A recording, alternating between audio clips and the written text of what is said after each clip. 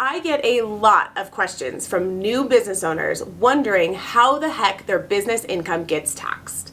Well, that answer depends on how your business entity is set up. Today, I'm talking to those of you out there that are what we call Schedule C businesses. That's our biggest group of business owners out there. I will define who this group is made up of, how your income is taxed, and how much tax you can expect to pay when it comes time to file your tax returns.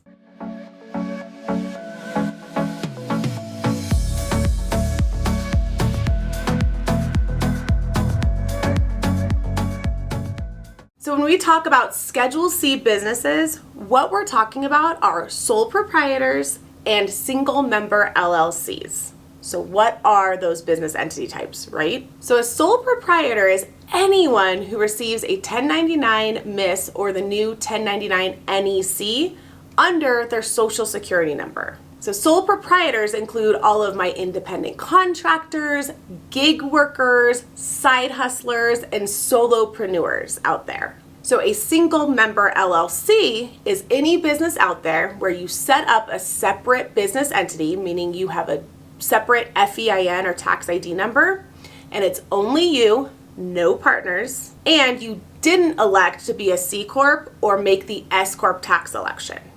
If any of those are you, then that's what you're considered, a single member LLC. Regardless of what you call yourself, independent contractor, gig worker, solopreneur, single member LLC, any of the titles we just said, regardless of what your title is, what your business is called, you're going to report your business income right on your individual income tax return. So there is no separate tax return required when you are a Schedule C business, just an additional form to your Form 1040.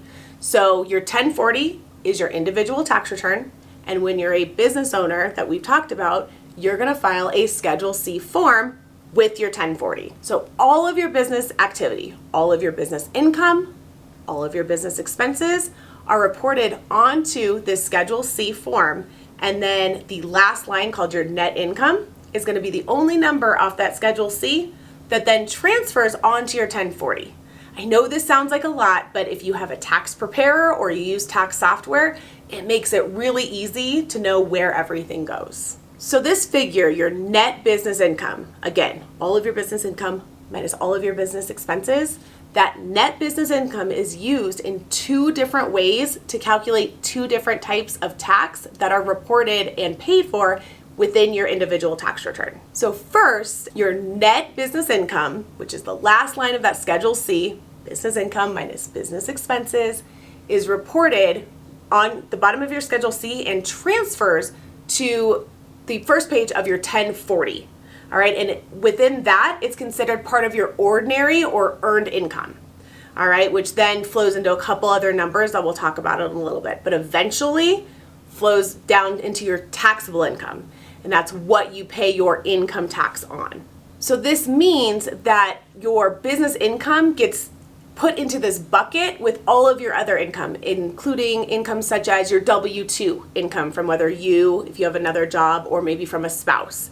So all of that is treated equally as the same type of income when it ends up reported on your 1040. When it comes to your income taxes, all of this income, this ordinary income and this earned income, is all subject to a tax that we call your marginal tax rate.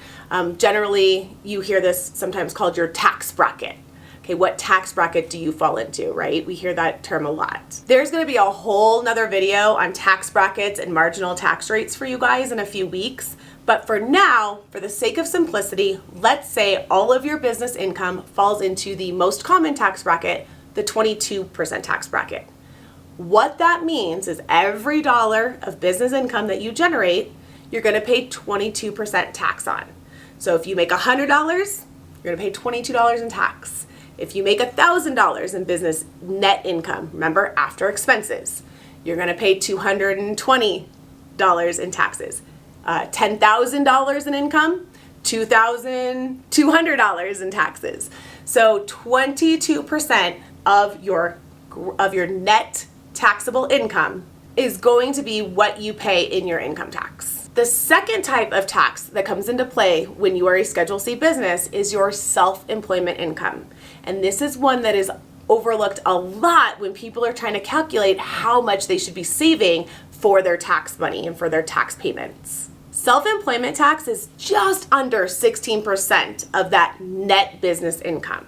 And that's going to be on top of that income tax we already talked about, that we use the example of 22%. So what that means is if you are in that 22% tax bracket, or whatever tax bracket you're in, you're going to pay that percentage of income tax, then you're going to pay this additional 16% for your self-employment tax. So that is so important to make sure you're remembering that there are two pieces to that tax payment when you are trying to calculate how much you should be saving. So for example, let's use that $1,000. We have $1,000 in business net income, right? Business income minus all of our expenses, and we're left with $1,000.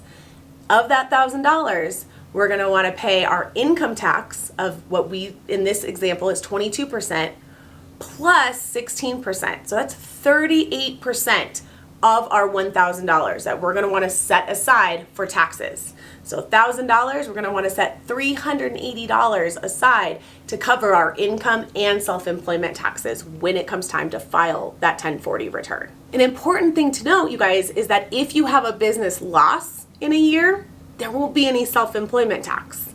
All right. However, you might still have income tax if you have income coming from other places.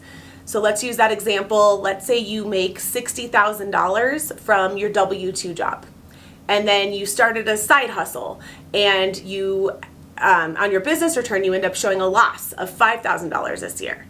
Well, then $60,000 in W-2 wages less your $5,000 business loss gives you $55,000 of total income that you'll then adjust down to what is taxable. So your business losses are able to offset your income from other sources that you have revenue coming from. So in the end, when you are a Schedule C business, it is important to understand that there is no separate tax return.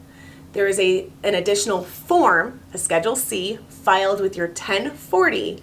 And it's also important to have an understanding of how your net income is calculated and how your taxes are calculated, so you can set that money aside to make payments against your tax liability. If you guys have any questions about what we talked about today, go ahead and leave a comment below. And then I highly, highly suggest you head on over to our Facebook community, Money, Taxes, and Finance for Small Business, because these topics are what we talk about on a regular basis and have live trainings on every week. You can access that group by clicking the link in the description box. Thanks for watching.